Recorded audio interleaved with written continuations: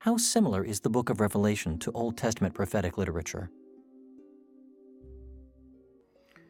The book of Revelation is not unique in the entire biblical canon in terms of the type of literature that we find there.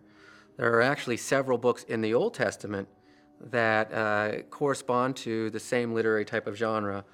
One of the ones I'm thinking of right now is apocalyptic literature. Now, apocalyptic literature, we often think of in the book of Revelation as that literature where you get wild and outrageous animals and things being described. For example, dragons and beasts with multiple heads, horns, and eyes. All right. Well, that type of language is not unique to the book of Revelation. We find that in the book of Daniel. We find apocalyptic literature in Ezekiel, in Zechariah, even a little bit in Isaiah. So the book of Revelation has many kind of literary antecedents in Old Testament prophetic literature. And what is the purpose of Old Testament prophetic literature at the apocalyptic level, or even the book of Revelation? One thing that's helpful to think about is that the coming of apocalyptic literature appears to focus around a particular community at a particular time, and that's usually God's people in exile.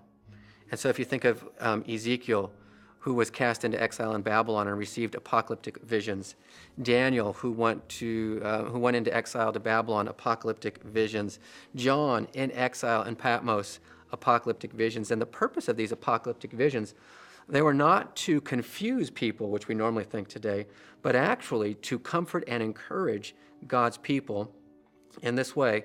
Number one, that God is in control, and number two, that God wins.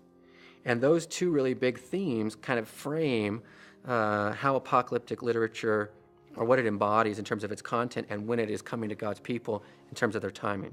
So there are antecedents in the Old Testament for the apocalyptic literature that we normally think of describes the vast majority of the book of Revelation.